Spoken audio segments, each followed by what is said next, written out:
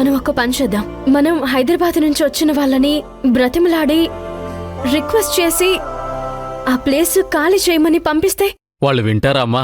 అవునక్క, వాళ్ళు వినేవాళ్ళు భయపడేవాళ్లే అయితే అసలు ఇంత దాకా వచ్చేవాళ్లే కాదు.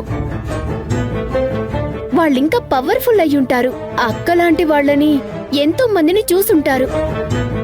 మనం మంచిగా చెప్తే వాళ్ళు వింటారా? గ్రీష్మ చెప్పేది నిజమే. వాళ్ళెందుకంత తేలిగ్గా ఒప్పుకుంటారు? ఒక ప్రయత్నం చేయడంలో తప్పేం లేదు కదా నాన్న. ఎందుకంటే అక్క వెళ్ళి కోపంతో మాట్లాడింది. అది వాళ్ళకి అహం మీద దెబ్బ కొడుతుంది. మనం వెళ్ళి రిక్వెస్ట్ చేద్దాం. మీకు తెలియడం లేదు, ఇలాంటివి మా అమ్మకి తెలిస్తే ఇంకేమైనా ఉందా? దబిడిదిబిడే. ఏమో, వాళ్ళ మనసు కరిగి ఒప్పుకుంటే. సరే అక్క, మనం వెళ్ళి మాట్లాడదాం. అందరూ వద్దు, మనమిద్దరమే వెళ్ళి మాట్లాడదాం. ముందు వెళ్ళిన మీ అక్కని ఇంటికి రానివ్వండి. లేకపోతే అదే చెప్పినట్టు మనందరి మీద కోప్పడుతుంది. అక్క, ఏమైందక్కా? ఏమవుతుంది? వార్నింగ్ ఇచ్చొచ్చాను. మరి ఖాళీ చేస్తానన్నాడా? వాడికున్నంత పొగరు ఎవరికీ లేదు. చంపేస్తానని బెదిరించాడు.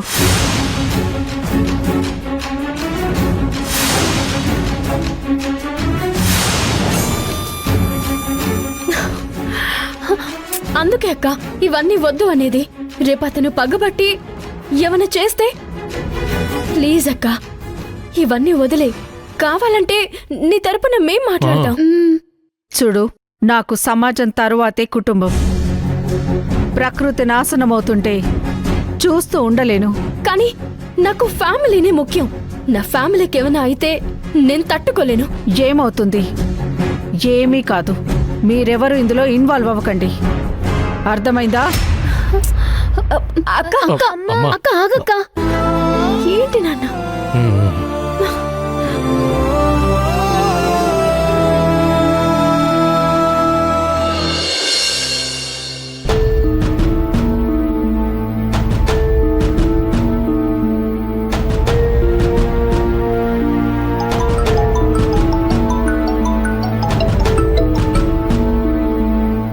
హలో అర్జున్, రీచ్ అయ్యావా? ఏంటి సమస్య? ఇష్యూ పెద్ద అయ్యేటట్టుందా? సమస్య చిన్నదైనా పెద్దదైనా సాల్వ్ చేయడం ముఖ్యం కదా. ఇక్కడికొచ్చి అందరితో మాట్లాడాలని, అందరినీ గ్యాదర్ చేయమని మన లోకల్ మేనేజర్కి చెప్పాను. జాగ్రత్త అర్జున్, ఎక్కువ ఆవేశపడకు. కూల్గా డీల్ చేయి. ఏమైనా జరిగితే మొదటికే మోసం వస్తుంది. అలాగే శివగామి, నేను హ్యాండిల్ చేస్తాను. కూల్గా 2 రోజులు ఎక్కువైనా ఇక్కడే ఉండి ప్రాబ్లమ్ని సాల్వ్ చేసుకుని వస్తాను. అలాగే. భవానీ ఏం చేస్తుంది? తను ఆడుకోవడానికి వెళ్ళినట్టుంది. తనెందుకు ఏదో జరుగుతుందని చాలా భయపడుతుంది. జాగ్రత్తగా చూసుకో, ఎలాంటి ఇబ్బంది పడనీయకు. అర్జున్, నేను చూసుకుంటాను. సరే, ఉంటాను. బాయ్. ఏంటమ్మా, నాన్న అస్సం రీచ్ అయిపోయాడా? నీ గురించే అడిగారు. నువ్వు చిన్న చిన్న విషయాలకే కంగారు పడుతున్నావు. సరిగ్గా చూసుకోమని చెప్పారు. మీకు సమస్య ఉందని చెప్తేనే అర్థం చేసుకోరు. సమస్య వచ్చిందో పరుగులు పెడతారు. సరే, ఆడుకొని వచ్చావా?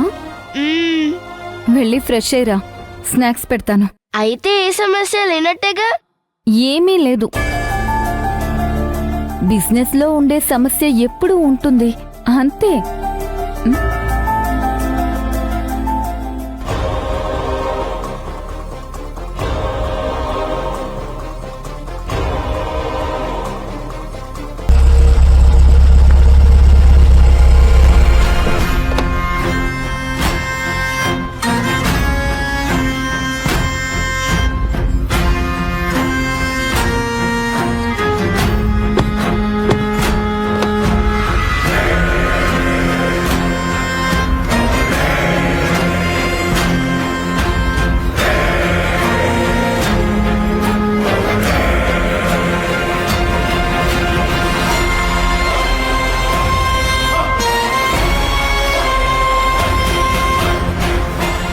ఎవరు కావాలి?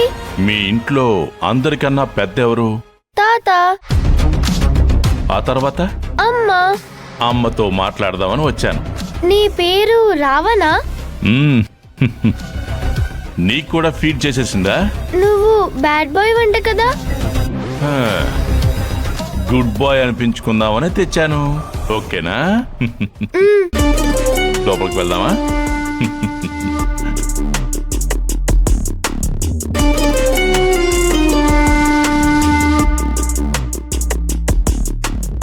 ఎవరండి? మీ ఇంట్లో ఎవరెవరున్నారు? అక్క, నాన్న, నేను.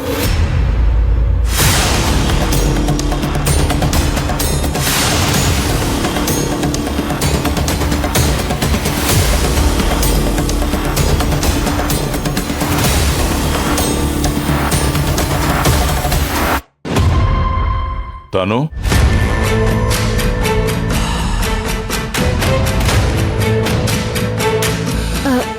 తను మా చిన్నక్క.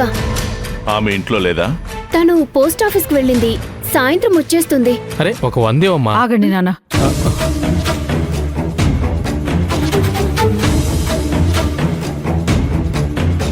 గుణ. Round boy. మ్మ్.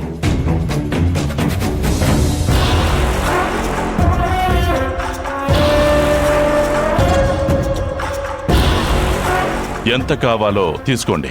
ఏంటిది? బహుమతి. అంటే నువ్వు చేస్తుంది తప్పుడు పని అని నీకు తెలిసినట్టేగా. నువ్వు చేసేది మంచి పని అని అనిపించి నీకు బహుమతి ఇద్దామని తెచ్చాను. ముందిక్కడి నుంచి బయటికి నడు. ఇంటి గుమ్మం దాకా వచ్చిన డబ్బుని కాదనకూడదు. లచ్చిందేవికి ఒక లెక్క ఉంటుంది. ఆ లెక్క తప్పితే జీవితాలు తారుమారవుతాయి. అవసరం లేదు, తీసుకువెళ్ళండి. ఆలోచించుకో. ఉద్యమాలు ఉసిరికాయలు అంటూ తిరిగితే ఈ చిన్నపిల్ల భవిష్యత్ ఏం కావాలి? అమ్మా, ప్లీజ్ గెట్ అవుట్. మీ కూతుర్ని మీరు పద్ధతిగా పెంచలేదు. మీ పెంపకం సరిగ్గా లేదు. ఇలాగేనా ఒక ఆడపిల్లని పెంచేది? పద్ధతి లేదు, పాడు లేదు, డబ్బు మీద గౌరవం లేదు. చచ్చా, I don't like it. Even I don't like it. ఇక మీరు వెళ్ళొచ్చు. ఇక్కడెవ్వరూ శాశ్వతం కాదు. ఇదిగో పెద్దాయన, పేరు తెలీదు, అంకులను పిలుస్తాను. చూడ్డానికి సమయస్ఫూర్తి కలవాడిలాగా, లోకజ్ఞానం ఉన్నవాడిలాగా కనిపిస్తున్నావు. మీ పెద్ద పాపకి చెప్పండి, లోకజ్ఞానం కావాలి కానీ లోకం మీద ప్రేమ కాదు కావాల్సింది. లేకుంటే కరుసైపోతాం.